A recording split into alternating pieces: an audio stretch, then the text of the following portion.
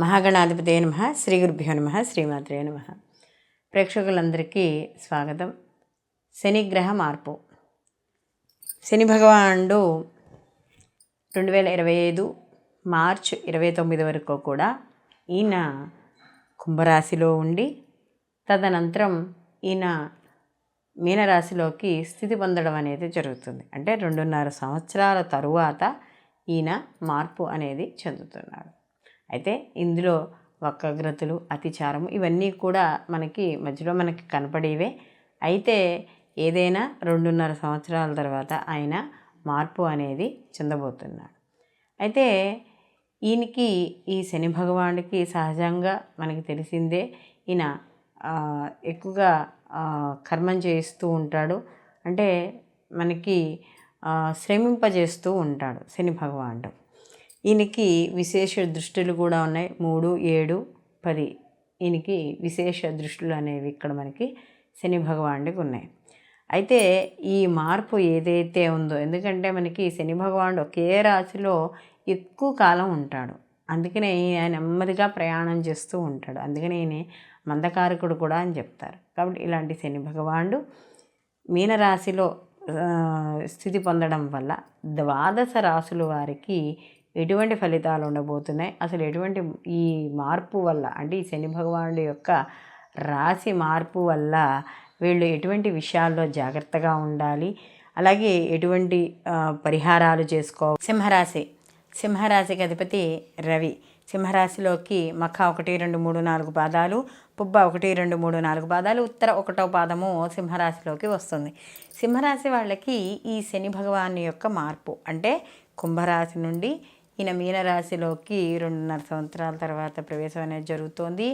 దీనివల్ల సింహరాశి వాళ్ళకి అష్టమ శని ప్రారంభం అవ్వబోతోంది. అంటే సప్తమంలో ఉన్న శని అష్టమంలోకి ఈయన రాబోతున్నాడు. అయితే అష్టమ శని అనేటప్పటికే మనకి తెలుస్తోంది కాస్త ఇబ్బందులు కలుగుతాయి.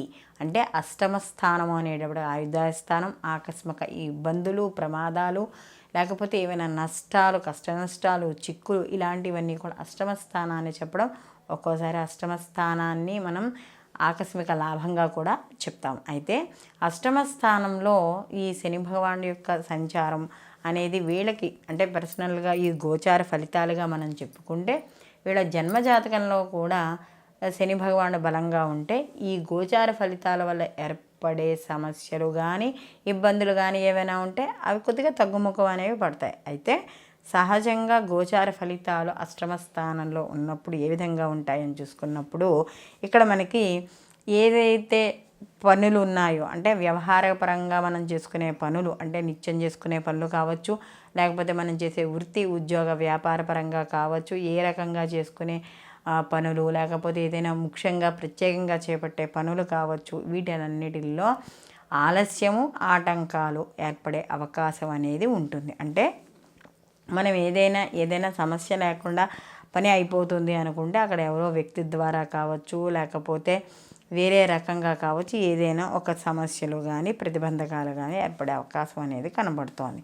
అలాగే ఇక్కడ రుణాలు ఎక్కువ చేయడం, అంటే అప్పులు చేయడం, లేదా ఉన్న పొదుపు చేసిన ధనం ఏదైనా ఉంటే ఆ ధనాన్ని ఖర్చు పెట్టేయడం, అనుకోకుండా కానీ ఆకస్మికంగా కానీ వచ్చే ఇబ్బందులు, లేకపోతే ఎక్కడైనా ఈ మోసపోయి స్నేహితుల వల్ల కావచ్చు, బంధువుల వల్ల కావచ్చు, మోసపోయి డబ్బులు పెట్టడం, అంటే ఎక్కువ లాభం వస్తుందని కావచ్చు, అత్యాశ వల్ల కావచ్చు, లేకపోతే ఈ గ్యాంబ్లింగ్ ఇలాంటివి ఉంటాయి కదా, జూదాల్లో ఎక్కువగా పెట్టి డబ్బులు మోసపోవడం, ఇలాంటి అవకాశాలు ఎక్కువగా ఉంటాయి.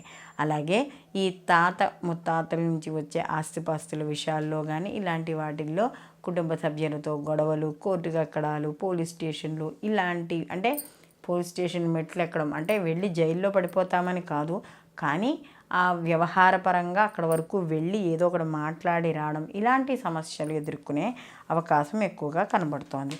అలాగే ఇక్కడ అంటే ఇప్పుడు డైరెక్ట్గా అక్కడ మనం తప్పు లేకపోయినా సరే ఏదో ఒక వ్యవహారంలో ఇన్వాల్వ్ అయ్యడం, లేకపోతే ఏదైనా ఒక సమస్యను మనం చూడడం వల్ల కావచ్చు, ఏదైనా సాక్ష్యం గురించి కావచ్చు, ఏదైనా సరే కోర్టుకు కానీ లేకపోతే ఈ పోలీస్ స్టేషన్కి కానీ వెళ్ళడం, లేకపోతే మన తప్పు లేకుండానే ఏదైనా ఒక ప్రమాదం జరగడం, దానివల్ల ధనం ఖర్చు కావడం ఇలాంటివి కూడా అయ్యే అవకాశాలు కనబడుతున్నాయి. అలాగే ఇక్కడ ఏదైతే ఉద్యోగస్తులు, స్త్రీలు కానీ పురుషులు కానీ ఏదైతే ఉద్యోగస్తులు ఉన్నారో ఉద్యోగాలు చేసే చోట ప్రెషర్ ఎక్కువగా ఉండడం, అంటే పై ఉద్యోగస్తులు ఎవరైతే అధికారులు ఉన్నారో వాళ్ళ యొక్క అధికారం ఏదైతే దర్పం ఉందో అది చూపించడం, దానివల్ల అంటే ఎక్కువసేపు మనం ఇక్కడ ఉద్యోగంలో పనిచేయడం. అప్పుడు మామూలుగా అందరూ ఒక 8-9 గంటలు పనిచేస్తే ఇంకొక 2-3 గంటలు ఎక్స్ట్రా పనిచేయడం ఇలాంటివి ఎక్కువగా ఉంటాయి. అలాగే ఎక్కువగా సుఖం అనేది, అంటే ఇప్పుడు ప్రయాణం చేస్తున్నాం, ప్రయాణంలో ఏదో ఇబ్బంది వస్తూ ఉంటుంది. అంటే ఏదో టైర్ పంచర్ అవ్వడమనో, లేకపోతే సమయానికి ఈ దాన్ని ఏమిటంటారు మనకి టికెట్లు రిజర్వేషన్లు అవ్వకపోవడమనో ఏవో ఒక సమస్యలు ఇక్కడ మనకి కనబడుతూ ఉంటాయి. అలాగే వివాహము, వ్యాపారాల విషయాలు ఏవైతే ఉన్నాయో అవి కొంతవరకు అనుకూలంగా ఉండడం అనేది కనబడుతోంది. అలాగే ఇక్కడ ముఖ్యంగా ఈ ఎవరైతే తోటి ఉద్యోగస్తులు కావచ్చు, పై అధికారుల వల్ల కావచ్చు, లేకపోతే మనం చేసే విద్యార్థులైతే వాళ్ళ తోటి స్నేహితుల వల్ల కావచ్చు, చిన్న చిన్న ఘర్షణలు పడే అవకాశం అనేది ఉంటుంది. అలాంటి విషయాల్లో జాగ్రత్త వహించాలి. విద్యార్థులు తప్పనిసరిగా శ్రద్ధ అనేది మాత్రం వహించాలి. అలాగే ఇక్కడ ముఖ్యంగా ఇక్కడ చూసుకుంటున్నప్పుడు కానీ అనేక రకమైన అపార్థాలు, తప్పు చేయకపోయినా కూడా తప్పు చేశాననడం ఇలాంటి విషయాలన్నీ కూడా చోటు చేసుకుంటే అనవసరమైన పరంగా కూడా డబ్బు చెల్లిస్తూ ఉండడం, లేకపోతే కుటుంబ సభ్యుల ద్వారా కావచ్చు, దేని ద్వారానే కావచ్చు, ఏదైనా ప్రయాణాల వల్ల కావచ్చు, మీరు ధనాన్ని చెల్లించడం, లేదా వేరే వాళ్ళ కోసం మీరు డబ్బులు ఖర్చు పెట్టడం, అనవసరంగా సంబంధం లేని ఖర్చులు ఎక్కువగా అవ్వడం ఇలాంటివి ఎక్కువగా ఉంటాయి. కాబట్టి ఈ వ్యాపారానికి సంబంధించి కాస్త శ్రద్ధలు తీసుకుంటూ ఉండాలి. ఇంట్లో కుటుంబాల వాతావరణంలో కూడా చిన్న చిన్న సమస్యలు ఏర్పడతాయి. అంటే భార్యాభర్తల విషయాల్లో కావచ్చు, ఇంట్లో పెద్దవాళ్ళ వల్ల కావచ్చు, పిల్లల వల్ల కావచ్చు, కాస్త మాట పట్టింపులు, లేకపోతే ఏదైనా అపార్థాలకు దారి తీసుకునే అవకాశాలు ఇలాంటివి ఉంటాయి. కాబట్టి ఇలాంటి విషయాల్లో కాస్త జాగ్రత్త అనేది తప్పనిసరిగా ఇక్కడ మీరు తీసుకోవడం అనేది ఈ సింహరాశి వాళ్ళు మంచిది. ఈ అష్టమ శని యొక్క ప్రభావం వల్ల అన్నిటికన్నా సమయానికి ఆహారాన్ని స్వీకరించడం, నిద్రపోవడం అనేది మంచిది. ఎందుకంటే ఆరోగ్య సమస్యలు అనేవి కాస్త వెంటాడుతూ ఉంటాయి. అందులో ముఖ్యంగా ఇక్కడ ఈ ఏవైతే అనారోగ్య సమస్యలు, అంటే శని భగవానికి సంబంధించి కీళ్ళు, కాళ్ళు, నరాలకు సంబంధించినవి, మెదడుకు సంబంధించిన ఇబ్బందులు ఇలాంటివి ఏవైతే ఉన్నాయో వచ్చే అవకాశం ఉంది. కాబట్టి అలాంటి విషయాల్లో జాగ్రత్త వహించాలి. కోర్టు వ్యవహారాల్లో ఎప్పటికప్పుడు కూడా జాగ్రత్త వహించుకుంటూ ఉండి తెలివిగా ముందుకు వెళ్ళడం వల్ల సమస్యలు నెమ్మదిగా తగ్గుముఖం అనేది పడతాయి. అలాగే సంతానం లేని వాళ్ళకి సంతానం మాత్రం కలుగుతుంది. ముఖ్యంగా ఏవైతే ఈ రుణాలు అవన్నీ కూడా తీసుకుంటామో ఆ రుణాలని సరైన సమయానికి చెల్లించకపోయినా కూడా తీర్చడం అనేది మాత్రం ఖచ్చితంగా జరుగుతుంది.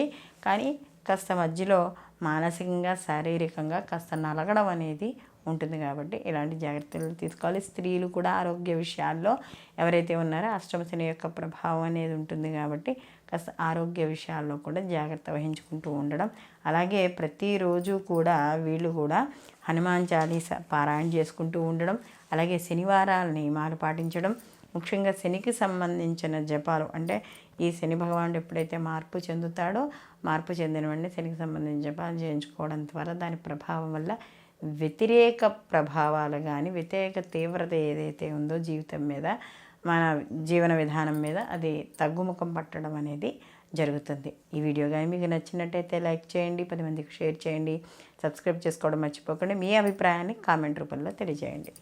సర్వేజన సుఖినో భవంతు, లోకా సమస్త సుఖినో భవంతు.